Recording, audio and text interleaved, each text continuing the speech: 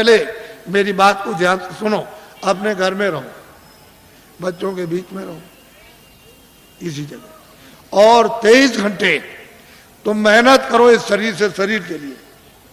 दुकान करो, दफ्तर का काम, खेती करो, इस शरीर के लिए, भोजन, कपड़ों के लिए, इसके लिए, दवा के लिए, सब, और बच्चों के लिए, इसके लिए। और 1 घंटा उसमें से बचाओ अपनी जीवात्मा के धन के लिए, ताकि इसको कल्याण हो जाए, इसकी मुक्ति हो जाए, ये आवागमन से छुटकारा पा जाए, न जल में न मरे। 1 घंटा तुम नहीं बचा सकते हो, और 23 घंटे इसमें तुमको लगाने को कह रहे। तुमको ये तो नहीं कह रहे कि तुम छोड़ देना को, ये तो सोचो तुम। और मैं तुमको इसी मनुष्य रूप मंदिर में, इसी में जो अनमोल मनुष्य मंदिर जो दिया है, जिसमें जीवात्मा बंद है, उसी में मैं अभी रास्ता आपको बताता हूं। अभी इसको कहते हैं नामदान। इसके पहले 2 चीजों का ध्यान रखो हमेशा, कि शाकाहारी हो जाओ। जितने भी अनाज है, सब्जी है, फल है, दूध है, घी है, 100 बार खाओ। कितने बार? 100 बार। तुमको भूख लगे उससे भी ज्यादा खाना। तुमको कोई मना करने आए तब कहना। अच्छे मकान में रहो, अच्छी झोपड़ी में रहो, मना कौन करता आप? लेकिन शाकाहारी, अशुद्ध आहार मत करना। बस इतना ही बचत करनी है कि आपको अशुद्ध आहार नहीं करना। किसी आदमी का, किसी बच्चे का, किसी पशु का, किसी पंछी का अशुद्ध आहार नहीं करना। शुद्ध आहार करो आप, जिससे शुद्ध बुद्धि रहे। भाई इतना ही तो आपको बताना, क्योंकि अशुद्ध आहार से तो तरह तरह घर में झगड़ा, बाहर झगड़ा, ये झगड़ा, वो झगड़ा, ये बीमारी, वो बीमारी, वो बीमारी, वो बीमारी, वो बीमारी, वो तो फैलने वाली है। अभी बीमारी जो फैलेगी उसको तो अभी आपने देखा ही नहीं। तो असल में शाकाहारी, शुद्ध आहार। दूसरा है बीड़ी पियो, तंबाकू पियो, हुक्का। मैंने तो कभी पिया नहीं, मुझे तो मालूम है नहीं कि हुक्का, बीड़ी, तंबाकू कैसा होता। लेकिन ये बच्चे जो 18 साल 20 साल के खड़े हैं, वो बीड़ी, तंबाकू, हुक्का नहीं पीते, कभी मत पीना। जो बच्चे नहीं पीते कभी मत पीना, ये खराब आदत न डालना। जो पीते हैं वो पी लो, आपके लिए मत।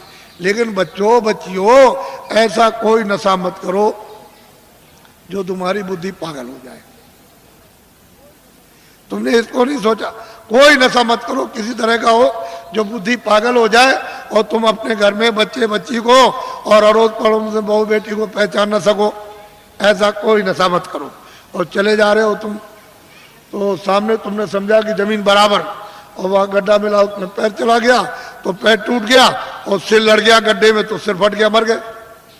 ऐसा कोई न रामायण कहती है, न महात्मा कहते हैं, न कुरान कहती है, न फकीर, न मस्जिद कहती है, न मंदिर कहते हैं, न शिव जी कहते हैं, न आपको कोई और। ये कोई ओ जो कहते हो शिव जी भांग पीते थे, भांग पीते थे, भांग पीते, तुमने भांग पीते हुए देखा?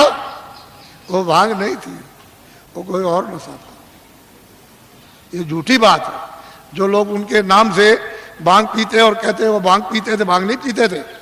ये ऐसा देवता कभी भांग नहीं पीता, वो भांग नहीं पीते। लेकिन तुमने ये 2 चीजों से बचो, बाकी तो कोई मैंने मना किया नहीं।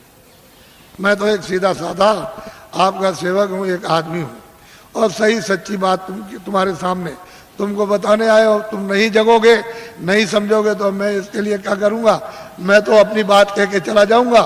जब तुम उधर जाओगे, और उधर जब हिसाब होगा तुम्हारा, क्योंकि वो तो सब लिखा जा रहा, आज दिन में तुमने कितना बुरा काम किया, कितना अच्छा किया, कितनों को धोखा दिया, कितनों को मारा, कितनों के साथ बेईमानी की, कितनों को पानी पिलाया, कितने बार मंदिर में पूजा की, कितनी रामायण, कितनी कुरान पढ़ी, ये उधर में, और कैसे कुरान पढ़ी, ये वो सब वहाँ सब लिखा हुआ।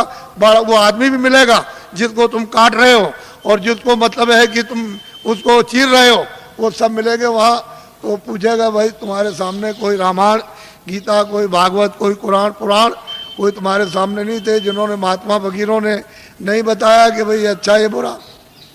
तो मोहम्मद साहब से पूछा जाएगा कि भाई मतलब ये है कि तुम गए थे जमीन पर और तुमने मतलब ये नहीं बताया कि बुरा काम बद काम है। कह लगे मैंने तो इनसे सबसे कहा था कि ये बद काम है, ये नेक काम, इस बुरे काम को मत करना, अच्छे करना, लेकिन इन्होंने मेरी बात नहीं मानी। तो फिर वो भेजेगा सीधा, वहाँ हिसाब करता है, वो हिसाब करता है। तुमको दोजख और नरक मालूम नहीं है, वहां बड़े बड़े बादशाह पिट रहे वहां, और जलाए जा रहे, कितने करोड़ों वर्षों तक जलाए जाएंगे, और लाखों मीलों तक आवाज आती है और कोई सुनने वाला नहीं कहीं, न उनका धन दौलत जाता न तलवार जाती उनकी। ये झूठा, तुम इसके लिए हम मर गए और चले गए हमेशा। तो इसलिए तुम लोग इस पर विचार करो। तपस्या करने से यानी माया लुभाती है कि तुम ये ले लो धन, ये राज ले लो, तो अगर तुम लुभा गए तो राज मिल गया, और राज का जब भोगा तो सीधा नरक हो गए। जब ये कहोगे हमको राज नहीं चाहिए, धन दौलत नहीं, तो भगवान मिलता इसी शरीर में मरने के पहले। मीरा ने मरने के पहले प्रभु को प्राप्त किया। आपको क्या मालूम कैसे पाया? तुलसीदास जी ने पहले ही वो 25 ही साल के अंदर प्रभु को प्राप्त कर लिया। आपको क्या मालूम कैसे पाया? आप क्या जानो? इसलिए आप अमोलक धन लो इस मनुष्य मंदिर में आत्माओं का। ये नामदान है, ये उस तरह की दीक्षा नहीं है, या मंत्र वैसा नहीं है, ये आत्म धन का दान है, ये ईश्वरी धन का दान है। जो उसकी कृपा होती है तब कभी कभी महात्माओं को आदेश मिलता है कि इन आत्माओं को बांट दो जो मानव शरीर में है, तो कभी कभी मिलता मुफ्त में। ये पैसे से नहीं मिलेगा, तुम ये सब रख दो जा करके पूरा धार का, तो ये चीज मिलने वाली नहीं है। ये कभी दिमाग से निकाल देना, ये दौलत पैसे से नहीं मिलती, ये तो मुफ्त बख्शीश में यानी प्रसन्नता से मिलती है। तो तुम्हारे पास कुछ है, तुमने किसी से प्रेम किया? वो कहते हैं कि प्रेम से प्रकट होए भगवान। किसी से किया प्रेम?